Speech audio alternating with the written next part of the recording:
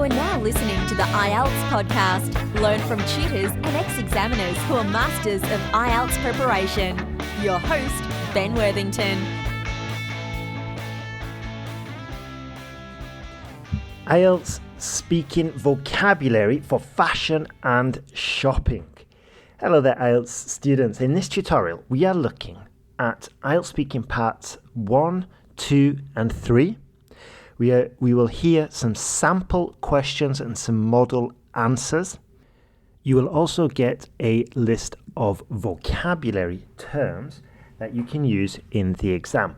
And this type of vocabulary is higher level vocabulary, and it's just useful for your lexical resource score. You can show the examiner, give the examiner confidence that you know what you're talking about. And we all know that just with this list, you're obviously not going to get band 9.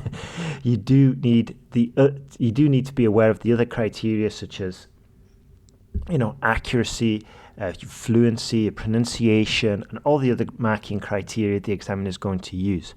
However, vocabulary is one of the easiest ways to boost your score quickly, because you can get the list, you can start incorporating it, and it's much easier to introduce new vocabulary into your speaking than it is to use higher level grammar structures, which might take a while to get correct. So if you're looking for a quick improvement, and you don't have that much time to prepare, then vocabulary is, I hate the term, but it could be a little bit of a shortcut. Now, as I said, we're looking at vocabulary for fashion and shopping. Now, although this may not be as a frequent a topic as, for example, social media or the environment, it's still worth looking at for two reasons. One, perhaps you're not a massive fan of fashion and shopping, so therefore it could be a blind spot for your vocabulary, and you might find that when you try to answer these questions, you just don't have vocabulary needed, or that it's a little bit rusty and needs to be sort of like dusted down, polished up, just needs to be refreshed. Secondly, you may love fashion and shopping, in which case, we get the typical question, what do you like to do in your free time? And if your free time is going shopping and, being very conscious of what you're wearing, being very conscious of all the fashion trends and whatnot, then having the vocabulary to explain your passion eloquently will greatly help you. So as I said, we will hear some sample questions and model answers. Let's go. Do you enjoy shopping? I do enjoy shopping, perhaps more than I should. My friends say that I am something of a clothes horse. I like to be well put together, but I typically wait for the sales so that I can pick up what I want at a bargain price. Okay, straightforward answer, couple of sentences, nothing overly complex. This is part 1. We're getting calm, we're getting familiar with the accent of the examiner, and the main aim is to get the student, get you, and get you comfortable with the environment so that you can relax and you can show the examiner your natural level of English, i.e. not exam conditions level of English, because we all know that can take a turn when the nerves and the environment and all the tension, and it can start negatively affecting you. So this is why the examiners have this is why the IELTS exam has part 1, to basically put you, the student, at ease so that you have the opportunity to show your real level of English. Now let's have a look at the vocabulary used in that last question. We've got clothes horse. Clothes horse, lovely word that I know a lot of non-native English speakers struggle with the word clothes. But anyway, the pronunciation of the word clothes. Anyway, clothes horse typically means, when you take your clothes out of the washer, and you put them on a frame. That's a clothes horse. Here the student has used it in a way to say that friends call him a clothes horse because he's got a lot of clothes. Okay? Also, we've got the collocation well put together. Means, a good dresser, well dressed, not just throwing on any random clothes that they can find. And then also, talking about, he said, pick up. It's another word for purchase. So we've got a phrasal verb there. So not a bad answer. But as I said, we don't need to start going in and giving examples, anecdotes, comparisons, and anything like that. Part 1, get comfortable, answer, smile, sit up straight, and just get familiar with what's happening. Question 2, what things do you like shopping for? Like many women my age, I enjoy shopping for clothes and accessories. I try to be up on the latest trends. So first I scan my social media feed for what's in fashion, and I'll try to replicate the looks with the lower priced items I buy at a fraction of the cost of what influencers pay. Very interesting. Okay, so there, lots of vocabulary. Let's work backwards. A fraction of the cost. That basically means, much cheaper than standard prices in this case. Trends. The latest trends.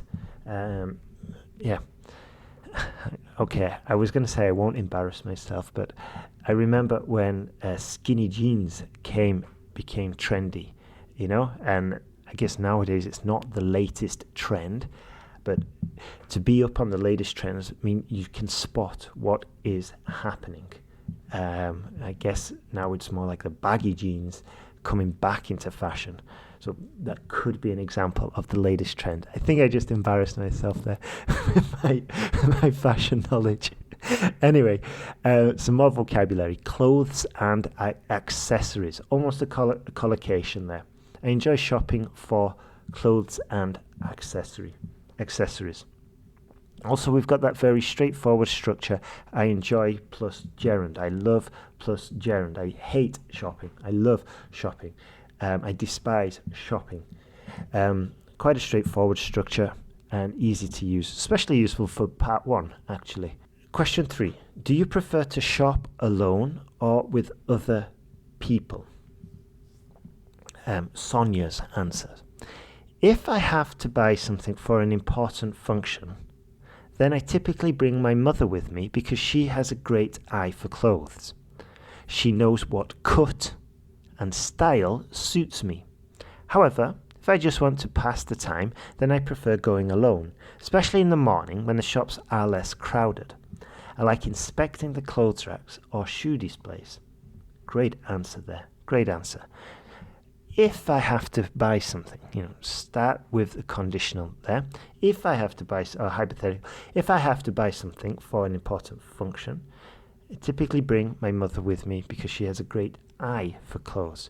So even though there's a tiny little anecdote there, it's natural, and the question kind of implied, it invited a small tiny anecdote or a reference even. And then the vocabulary there, great eye for clothes, cut and style, the shops are less crowded. So again, and then we've also got clothes racks or shoe displays.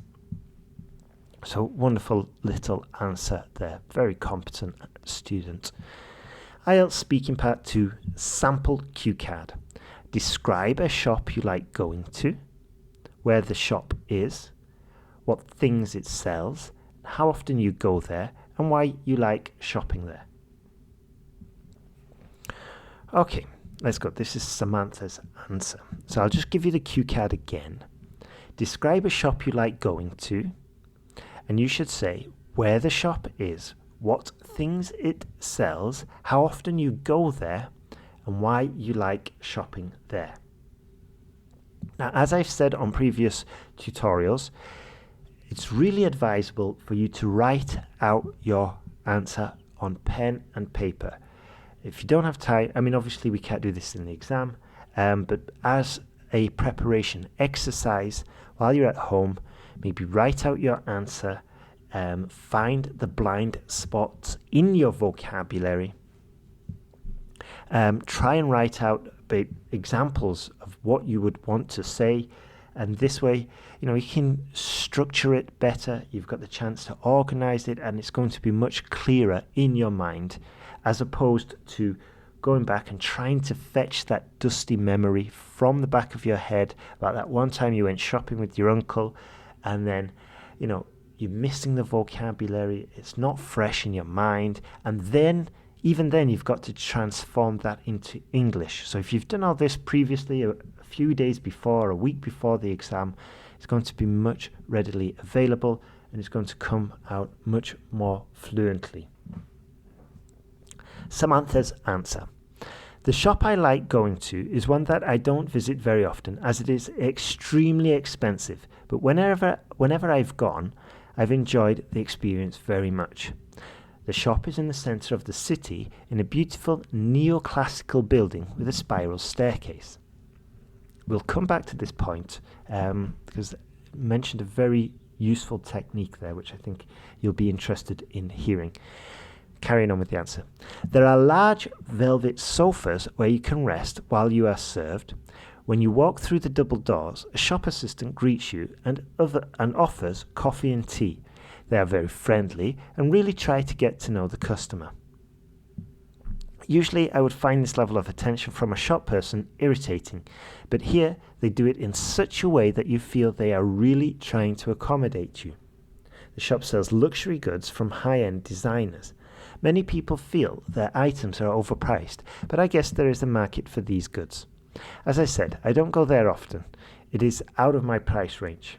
But I did go when my brother was getting married to look for shoes. The selection and quality of their goods are incomparable. From over-the-top avant-garde designer items to classics that can become family heirlooms. So it's the combination of factors, the store ambience, the unparalleled customer service, and of course the top-notch products that make this a store I really enjoy shopping at. I hope that one day I will be able to afford to shop there on a regular basis. Now that is easily a band 9. That's an incredibly good answer. The level of vocabulary there was just incredible. We've got, it would impress a native English speaker there. We've got a neoclassical building with spiral staircase, with a spiral staircase. Now you do not hear that in everyday English. So you know that if a student's using that level of vocabulary, it's like eyebrows raising vocabulary. And the technique that I wanted to share was they painted a picture. The shop is in the center of the city in a beautiful neoclassical building with a spiral staircase. Now I can see that building right in front of me. That shows that the speaker definitely has some skills there. I can just envision it. We don't obviously have to go into that much detail in most cases, but if you've got the vocabulary and you're confident about using it, and you're confident because you wrote out your answers a few weeks before, then go ahead and use it and get that band 7, 8 or 9. So that's the feature that I wanted to share with you. The students painted a picture, not overly in detail, but we can see that building. And then the student goes into more descriptions there, into more detail. There are large velvet sofas where you can rest while you are served. Okay? And then double doors, shop assistant greets you with coffee or tea. And then let's just have a look at the vocabulary. So we've already mentioned about the building. Let's have a look at some shopping vocabulary. We've got shop assistant, level of attention, luxury goods, high-end designers, overpriced, avant-garde designers, incomparable, price range, out of my price range. Lovely little collocation there as well. And then when I thought it couldn't get any better, the student mentions the store ambience and the unparalleled customer service. Unparalleled means unmatchable. It's not seen anywhere else. The unparalleled customer service, and then top-notch products. Top-notch products, what my dad sells at his shop. Top-notch products are like extremely high-quality products. Maybe Johnny Walker Black Label whiskey, the Gucci, Prada, all this kind of stuff. Top-notch products, high-quality products. So a very, very full, competent, detailed answer, not one single grammar mistake. It all flows, and all areas of the question are answered. We know where the shop is, we know what it sells, we know how often the student goes there, and why the student likes shopping there. So beautiful answer there, lots of vocabulary, lots of detail, fantastic. Let's have a look at some Part 3 sample questions and model answers. Some people think women shop more than men. Do you think this is true? Paolo's answer. Generally, there seems to be some truth in this. I know some men who like to keep up with the latest fashions and are capable of blowing enormous sums of money on it, sneakers and jeans. But on the whole, shopping seems to be a pastime more favoured by women. Firstly, I think society places more pressure on women to have an attractive, modern appearance, so to stay current, they have to update their look regularly. The fashion industry knows this, of course, and as a result, the selection women have to choose from is infinite. It's not like men's clothes, where your choice of trouser colour is black, grey or blue. Okay, not a bad answer at all. Here the students used sneakers instead of trainers. We all know that in Britain, in British English it's trainers, and then in American English it's sneakers. I did hear one Canadian friend use the word runners, which I thought was quite amusing. I'm not so sure if it's still used in Canada. But anyway, trainers for British English, sneakers for American English. So this is a typical Part 3 question. Some people think women shop more than men. Do you think this is true? So the examiner does not want to know. It's not really interested in shopping, not really interested in what you say, or it's not really interested in the content of your answer as so much as the way you communicate it and how you communicate it and the words you use. So just bear that in mind. Not trying to get you out, to catch you out with some kind of sexist answer or some kind of, equality answer or whatever. Just wants to know how you can express your opinion, if you can back up that opinion, if you can do it in an accurate way, using topic-specific vocabulary, and use higher level grammar structures. So this answer was very adequate, answers the question. Again, leave your opinion at the door. Just give the examiner what they want to know. If you feel really highly opinionated about this, maybe dial it back a little bit, and just focus on what. Just focus on the content and just focus on how you're communicating rather than what you're communicating. Just like we do with the writing task. This isn't a intelligence exam. This is a language exam. So communication is the key. Final question. How is shopping different now compared to how it was in the past? So you've really got to use your tenses here, and you can really use your comparative language as well. So just keep an eye out and listen really carefully to the question. And okay, he's asked me about the past, or the examiner's asked, she's just asked me about the future. So I've got to really use now future tense, future simple. Maybe I'll use the conditional as well to express a hypothetical situation, Also, I'm going to be using while or whereas just to compare the two different time frames. So just try and keep this in mind. This is a great exercise, by the way, while you are writing out your answers. Just check. Have I used some comparisons here? Have I used conditionals? Have I used inversion? Have I used emphatic language? Let's go. How is shopping different now compared to how it was in the past? Gunther's answer. Well, first of all, today we are spoilt for choice. Nice little collocation. Nice little expression. Spoilt for choice. Thanks to globalization, you no longer have to go to France to buy French goods, for example. In my city, on the high street, we have brands from Spain, Italy, France, China, and Japan. This was unfathomable. Unfathomable. Jesus. This was unfathomable a few decades ago. A new element in shopping is also e-shops. These have made the items of your choices accessible with the click of a button, regardless of the location. The items arrive at your doorstep, sometimes even on the same day. There we go. We've got the reference of the time frame. This was unfathomable a few decades ago. We're comparing the past there. We're saying it's completely unthinkable a few decades ago, and going into the benefits.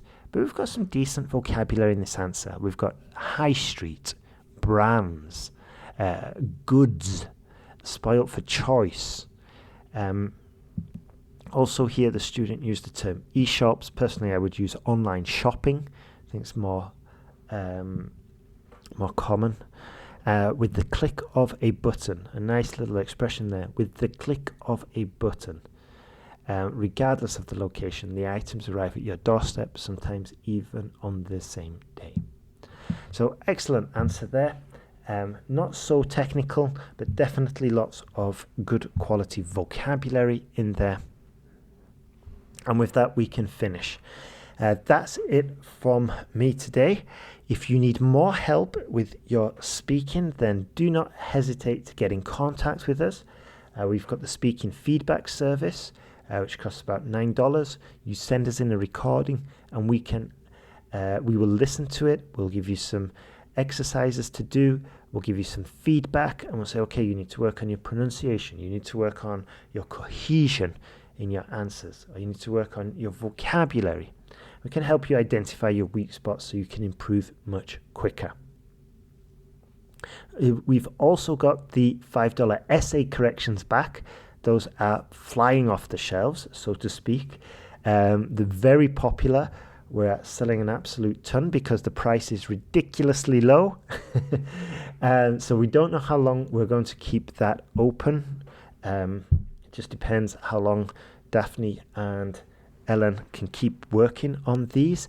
So if you do want some help, and if you do want some inexpensive feedback on your essays, you can discover where you're going wrong, discover how to improve them, then go to IELTSpodcast.com. And at the moment, as I said, we don't know for how much longer. We've got the $5 essay corrections. They are back. And these are highly reduced priced essay corrections. Okay, we actually lose money on these. So that's why we can't keep it open all the time, but we do them.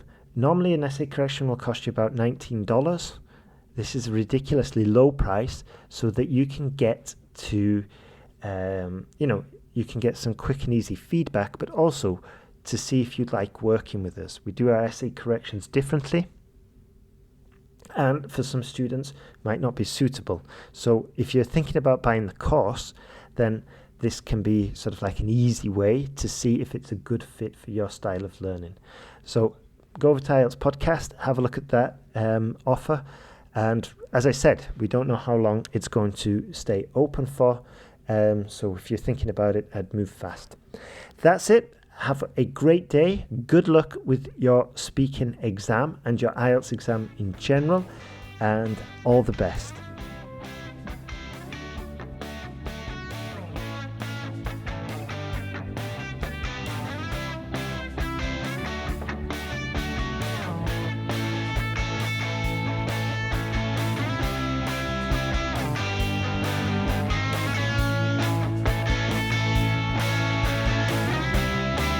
for listening to IELTSpodcast.com.